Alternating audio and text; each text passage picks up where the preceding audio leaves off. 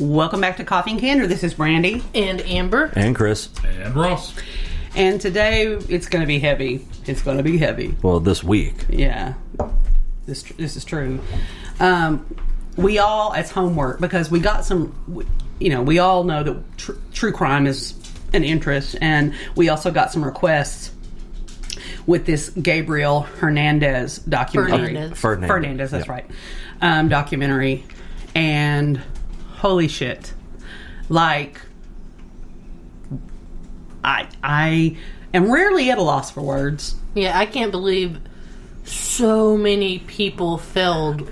Literally. One little boy. Before we start going into that, let's start from the beginning. Like recount what? Yeah, because some people may not know. So it all begins, and Amber helped keep me on track. Mm-hmm. It all begins with a 911 call.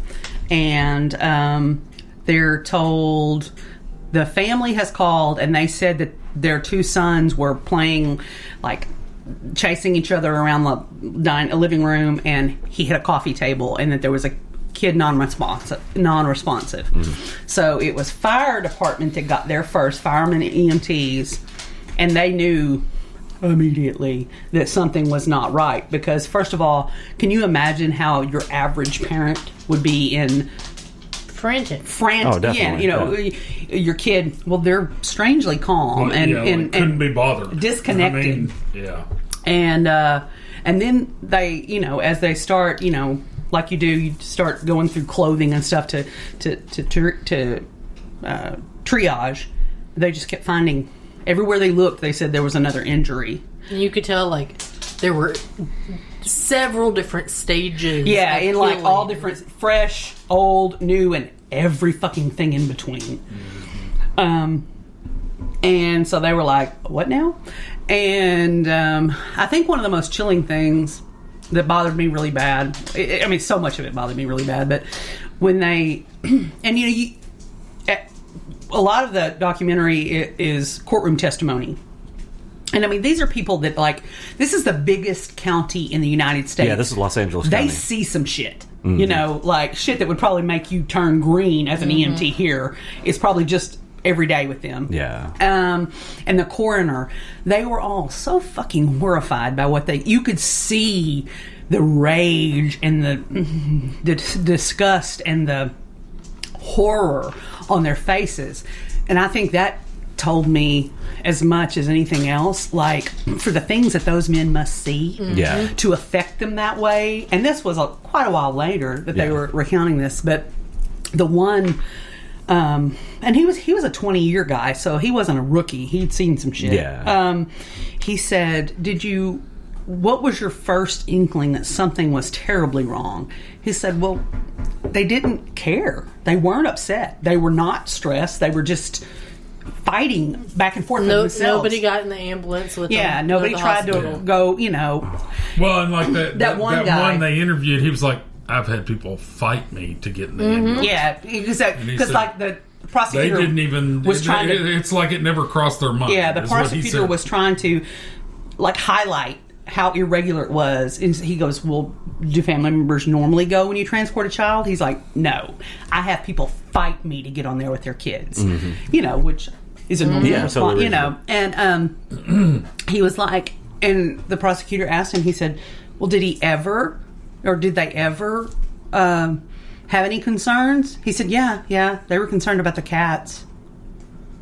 Oh, that's right, because they made them take them out. Mm-hmm. And they were, and she said, "What do you mean?" Or he said, "What do you mean?" Well, they were concerned about the cats being left alone in the crate in the house after everybody had left, because apparently when they called and they knew people were going to be in and out of the house, they crated the cats. Mm-hmm. That was the only thing she cared about. Wow. Mm-hmm.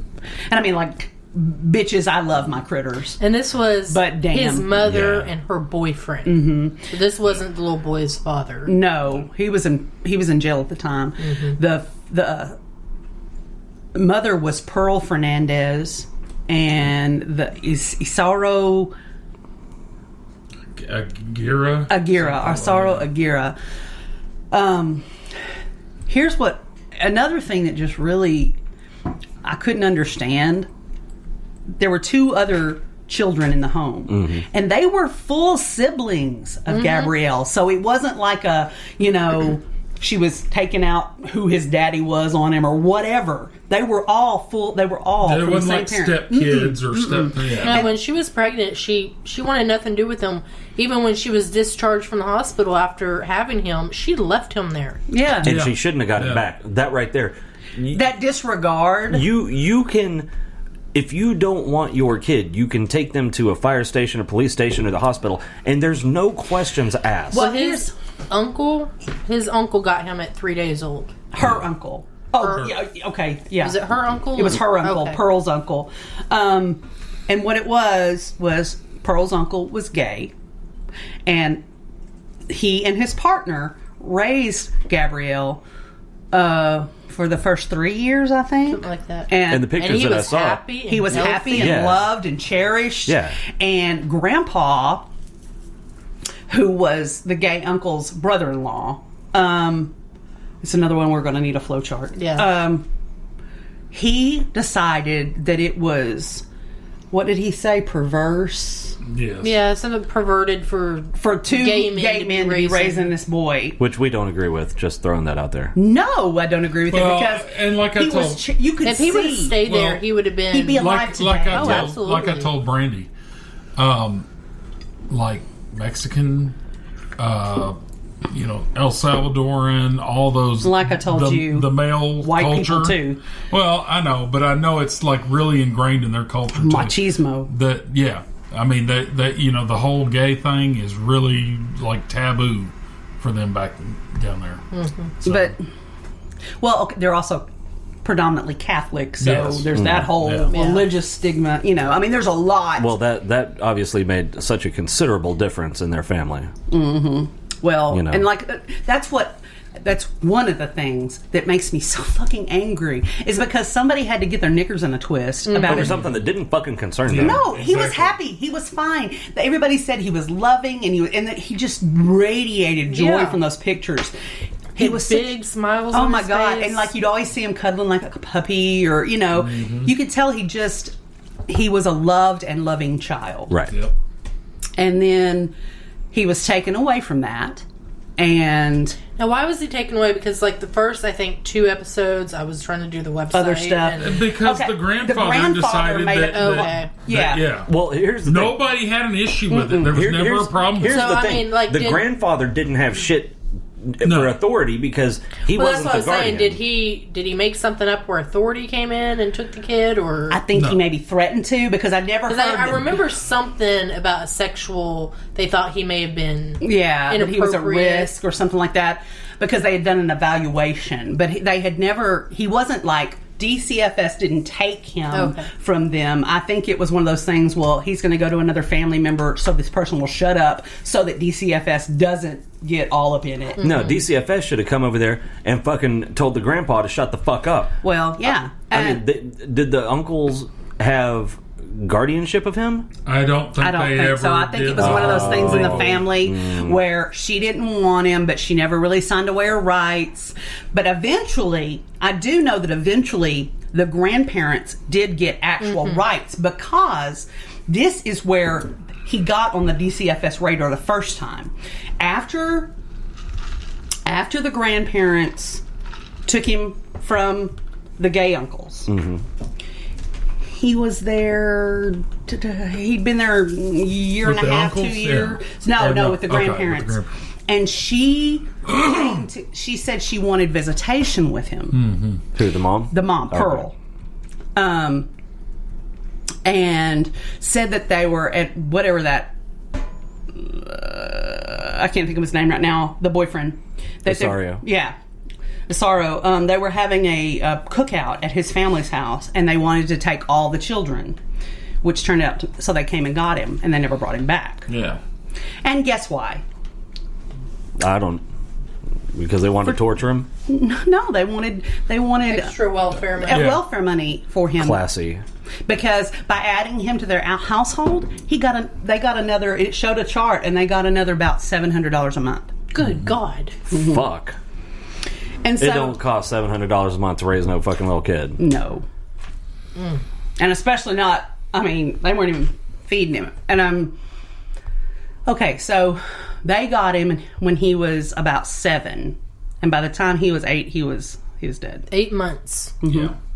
And in And that he was 8 dead. months, I think Austin watched this before I did, and he was like, "Mama, it's gonna be hard," because Austin's a big old softy, but he's also a true crime buff like we are, and he was like, "Prepare yourself." Like Taylor told him, "You can't watch that while I'm awake. I can't take it." I think the part, or one of the parts that bothered me the most, we've established that her real priority in life were her cats. And it was his job to clean the litter box. And there was a lot of cats in that crate, like 5 or more. And if he didn't do it right, Yeah. they'd make him eat the cat shit. Well, I saw that the charges were first-degree murder with special circumstances, and the special circumstances Was were torture. torture. Yes. Well, when they did the autopsy on this baby, do you know the only stomach contents was cat litter? There was no food, and it took 2 days to catalog all of the injuries. Yeah, they said how they were asking the coroner, like, you know, How long did it take? how long And did he it said take to 2 days. He said it took 2 days, almost 2 full days, and they were like, "Why is that normal?" And he was like, "No, but it simply took that long to catalog all the injuries My God. Like old injuries that had never in been between treated. injuries." Shit, yeah. They had shot him. There were BB pellets embedded under his genitals, Jesus under the skin, Christ. on his head. They said his head felt like Rice Krispies where you would touch it. He had ligature marks on his wrists and his ankles. They had beaten him with a data cord. They kept him locked in a cabinet, like a half of that. little Yeah. cabinet. Yeah. Where now he wasn't a big boy. Like the opening under your Yeah, desk. yeah. They kept him locked in there, and they handcuffed it closed, and they kept his arms and his wrists bound, and they put a sock in his mouth and a bandana over his face. Yep. And that's how he slept at night. You know what? He had a bed. There was there was an empty bed in the for boys' him. room. There was an extra bed. He would be locked up and beaten for playing with his sister's toys, playing with his sister. Let me tell you what, if I was the uncles, I would make sure that grandpa knew about that every motherfucking day. I just don't. Be like, this is on you, because you had to fucking start some shit and like- start this whole fucking thing. Well, and they had the Hate one. and They had fear, the one. fear and ignorance caused this. That is the beginning. That was what started this pebble rolling that ended up in this child dying, and it just Well, and part of the reason one of the uncles was sick or got sick. The other one, got deported. somebody called and had him deported. And I think the other one, because he never was in the thing, I think he died. Yeah, I was Oh. wondering. He looked very in Yeah, the he looked pictures, very skinny, very sickly. frail, Yeah. not just like unnaturally skinny, like not like just a small person. He looked very sick. Right. Yeah, he had. I don't know what. I never heard what caused this, but his whole neck was raw just from the burns. skin looked like it was just missing. I didn't know if they had something around his neck in the cabinet. but At it was one just point, the data, stripped. they said that they had wrapped the data cable around his neck, but there were also burns. There were burns on his legs. There were his BBs. BBs embedded under his scalp Well, and burns on his busted scalp. his teeth out with a baseball bat. with a baseball bat. Jesus fucking Christ. They had a club, like a billy club, that was like this big, and they had beat him with that. I mean, he was covered in his blood. Then they had an actual baseball bat, like a Louisville Slugger. Hit this. There, you know how hard a baseball bat is? There was a chunk out of it. Yeah. And his tissue was all over it. There was blood and stuff on front of the cabinet too. Well, this was another thing that stood out to me. You know, when they